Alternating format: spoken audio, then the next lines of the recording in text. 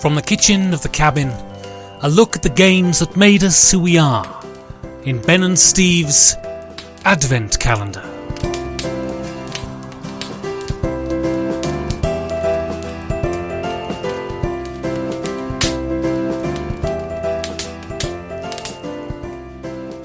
Well, it's December 18th, which I know because everybody knows what day it is. I mean, well, it is. I mean, you just got to look down. I mean, now we've got calendars with us all the time, haven't we? They're ubiquitous, Steve.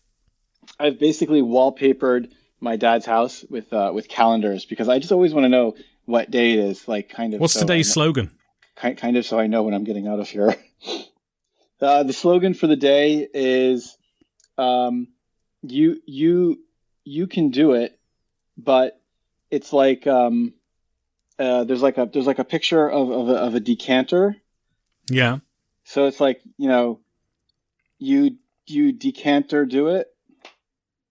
That's great. I mean, I don't know where you're getting your calendars, but they're fucking hilarious. You really put me on the spot. Ugh, now I've embarrassed myself in front of the whole world. The whole It's all right. world. Yeah, I think you've got world. top impro skills for someone who's not very funny in that. Oh, what's the punchline of the joke on your calendar? It says, Ben, I watched you last night. Your tears fuel me. And some of us wonder why you're not more famous. Exactly. Well, Come on, then do the host bit. You're doing the host bit for this episode. Do the host bit. You can't help yourself from taking over and making me feel like I need to perform all the time. I mean, well, you are on a podcast. This isn't like we're not sat around shooting the shit watching Bake Off, are we? I mean, this is entertainment for the masses. Oh, I love sitting around shooting the shit watching Bake Off, though. Yeah, me too. I can't wait to getting back to that. But yes, no, you are trying to make me better than I am, Ben. And I complete you in many ways. I need to live up to the hosting responsibility. Exactly. So I think the game that you chose for today. So actually, there are two games that you could have chosen for today, in the sort of similar small card game genre, and they both have a word in common. And I want to know why you chose this one and not that one. What are we talking about? So we're talking about Skull and not Skull King. And I think it's because I've talked about Skull King a lot. I've even done a video entirely devoted to it. And while I think Skull King is a better game, I think Skull King is I think the apotheosis of trick-taking games in many ways. Skull. So I think part of the reason I love Skull is it feels like a barroom game. It feels like a game you play in a pub. It feels like a game, there isn't gambling in it, but it feels like a game that you could put money on. It is, and again, it's one of those things I love so much, games that have incredible depth with very few rules. And the wonderful thing about Skull is you have games that live on the table, then you have games that live above the table. And Skull lives entirely above the table. It exists in the interactions with the players around the table. And that is fantastic, I think. Now, every time I've played Skull King with a group of people, and I know we're not here to talk about Skull King, I think they seem to love it. It's a bit more complex and it's a bit longer. I've also noticed that when people play Skull, they seem to either love it or hate it. Have you noticed that? Right. Why is that? Yeah, well, the thing is, it's one of those things, right? I think board gaming, because as we said in an earlier show, a board game is a safety net in the middle of the table that prevents you from falling into the morass of social awkwardness, right? Whereas Skull is all about socializing with people, interacting with people, looking into their eyes. And some people just find that really awkward. Some people don't know how to do it. And I see people bounce off this because it's a game that requires sort of soft interaction skills. And for some people, that's not their bag. And I totally get it. So I'd like to give you an opportunity to bloviate on one of your famous or favorite themes, which is why small little card games are just as legitimate as games, or just as worthy to stand up against the big heavy cardboard, Euro games, and there's no reason why we shouldn't compare them to each other. So games are about the effects they cause. They're not about the construction of them. The construction of them is simply a way to gain an effect. And so these little card games, I played No Thanks the other night, and these little card games, they produce effects that can be as stimulating, as funny, as profound as these big games. And we were playing Skull King a couple of weeks ago, and I said this was my second favourite game of all time, and people sort of laughed at me and sneered. Yeah, how can you put a game like Skull King on the same list as Through the Ages or Antiquity? And the thing is, there is, and I get it totally, there's an inherent snobbery in sort of any pursuit that you really get into. And there is this sense you kind of have to love the complex thing, because the complex thing implies a sort of inbuilt taste and intelligence to you, and to like something that is ephemeral and light is somehow to be crass and crude and unrefined. And yet Skull is exactly what games are for. Skull sits you around a table with other people and pits you one on many against their intellect, and you are fighting their ability to convey truths or untruths against your ability to do it.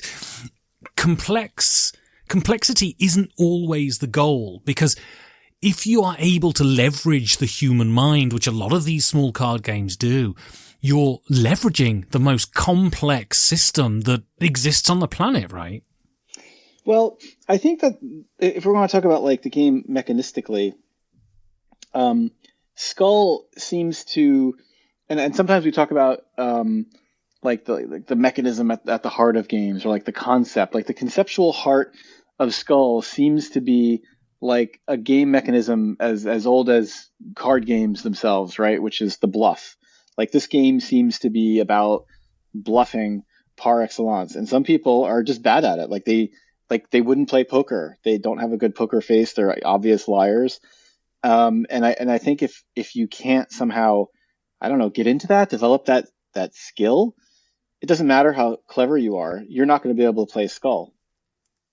And I think some people bounce off it simply because life is about navigating human relationships, right?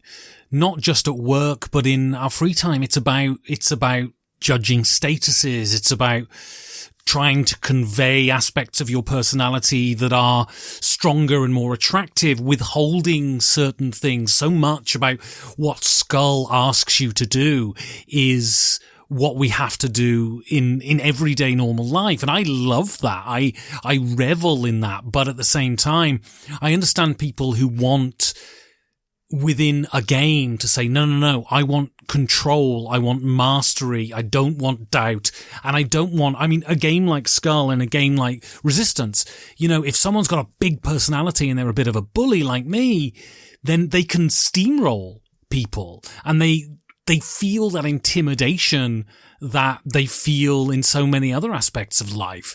And I revel in it, but I get why people don't. It's very deep, Ben, very deep. Skull is about humanity and relationships. I like it. Now, yeah, I noticed that there's like a through line in some of the games that you've chosen for this series, and I wonder if we can harken back for a second to Love Letter. Right. Similar reasons you would pick that game to be in this list as Skull. Are there? Yeah. Yeah. So I guess what I love is simplicity of execution, paring it back to what is necessary. Now, some games require a level of complexity to convey what they're doing, and some games are just brilliantly simple in how they convey what they do.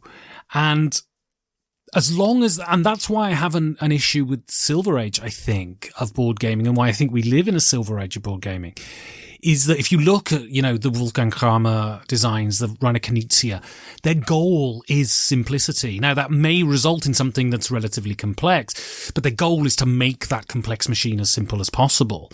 And you see so many Eurogames that are about piling on as much as possible, not just components, but, mechanisms. And Skull is an arrowhead. Skull does exactly what it needs to. There is no adornment. There is pure human interaction, and that, in many ways, is the essence of games. It seems to have come out of nowhere, too. So I'm actually looking at the page. It was published in 2011. The designer, Hervé Marly. I haven't heard of any of the other games that he's made, except Reigns, the console, which I have. But the rest of them, a bunch of French games. I don't know. It seems like this game is just just a very rare bird. Just the game designer came up with a brilliant idea and delivered. And I'm wondering on the one hand, what do you think about that? And on the other, I'm curious to know when you first discovered the game and when did it first hit you? Because you often have these kinds of moments where you play a game, like you in particular, and you have this sudden deep emotional appreciation for them. So this is kind of my aspiration as a game designer in some ways, to just design to have the one hit wonder, the one brilliant crystalline game that just works, that people around the world are playing and will continue to play for years. This game, there are great moments in gaming, and this has delivered one of them, the greatest moments. I remember I was playing this game at Rudy, our local Thursday game night, and I never feel like I have mastery over situations. And this one time, I was bidding off against one other person, and I just sat there and I looked at them and I just knew, okay, I know exactly how far I'll increase this. And we got to such a high level that they were convinced I couldn't possibly have a skull as the top card in front of me. And we bid up. I went 7. He went 8. And I went, okay. And he just looked at me with this shit-eating grin on his face. I went, turn your card. And it was a skull. The table erupted, and it was just one of the greatest moments of my life, and I don't say that with any hyperbole whatsoever. So wait, you won or he won that one? Oh, bloody hell, Steve. That was supposed to be the end of the bloody episode. I've completely undercut it. I was doing my acting voice and everything. I bloody won. What do you bloody think?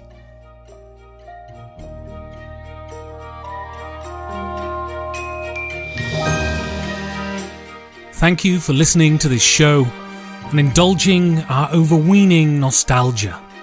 If you would like to support the show, you can do that by going to patreon.com/5G4D. And we both wish you a very Merry Christmas.